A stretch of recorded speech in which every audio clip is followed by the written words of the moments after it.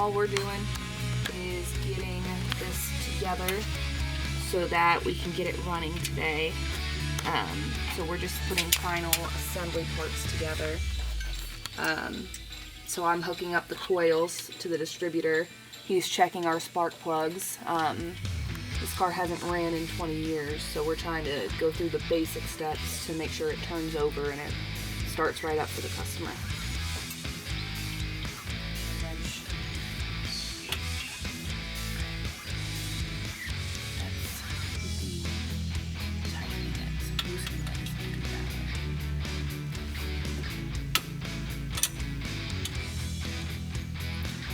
So, not all wrenches are. Gotcha. We've been kind of busy the last few days trying to get this back together so we can run it. So what we've done is we've cut and roughly installed our radiator hoses. We're waiting for the correct clamps to come in because they're the hoses are a little bit thicker than the original ones would have been, which is, there's nothing we can really do about that. Oh man, we've done so much. We got the engine to turn over by hand. It's cranking really smoothly. It feels really good. There's no holdups. We started installing the heater U right there, and that we're waiting on clamps for that because those are specific. Today we're going to be doing a fuel system clean out.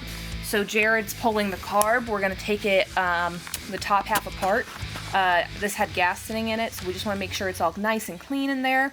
We're going to clean out the fuel lines. We're going to drop and clean the gas tank so we don't have any bad gas.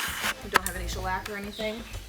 So that's what we're doing today, is getting the fuel system ready. We have already wired up the coils, gotten that all good. We have already started checking some wiring. We've changed the oil. We'll be checking transmission fluid today. We got a battery coming in, a temporary battery, until we can get a repop one. So yeah, we're just doing little stuff to get this thing running. So that needle should not have been stuck like that, okay? So typically, oh crap, typically that needle sits down there, like so. And the reason that needle came out is because the pin came out. But then the float sits there. And then you can put this in.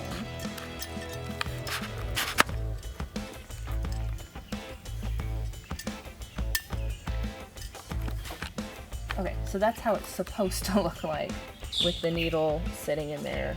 Can you see it correctly? Yeah. So, again, when this flips over,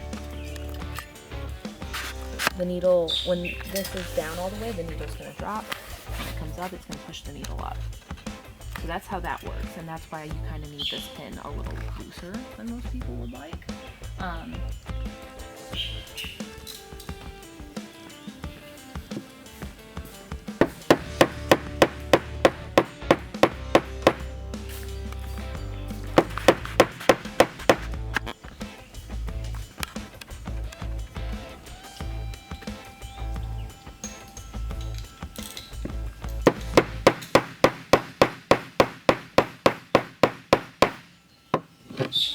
Grady.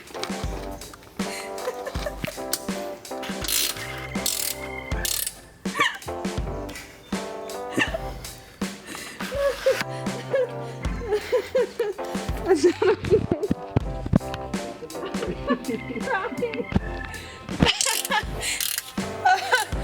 Oh my god.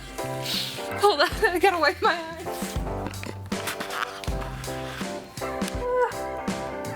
It's like the Stay Puft Marshmallow.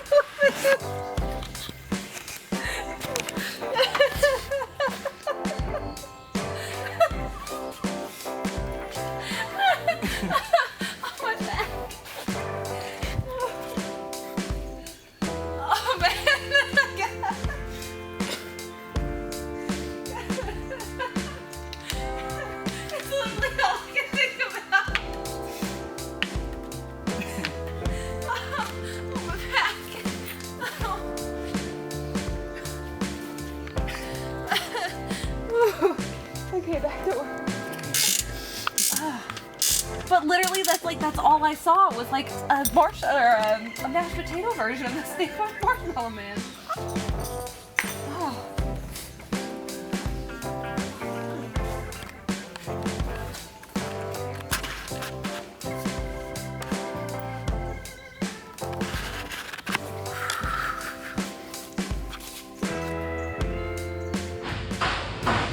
Alright, so what we have right here is we have the 41 Nash fuel tank, and it has a lot of old gunk stuff in it. So what we're doing is I have some bolts and I have some lacquer thinner in it.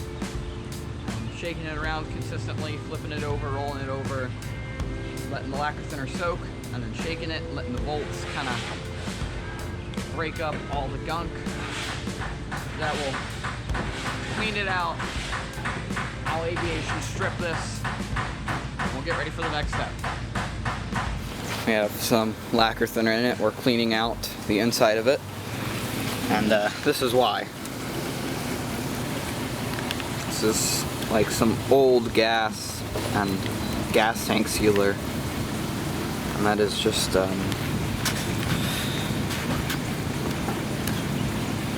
certainly something.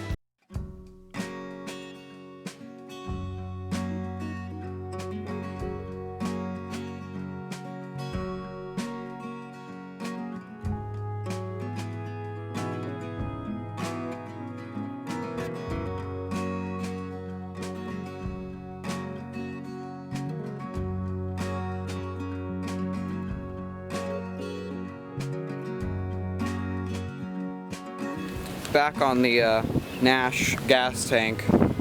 It's about to rain. You can see it's picking up pretty bad. But it gives me a nice breeze. Keeps me nice and cool. But that is some thick body putty. That is, I will never get this to focus, my apologies. That is just thick, like, that's probably an 1/8 to 1/4 inch thick in body putty, and that was all over the gas tank.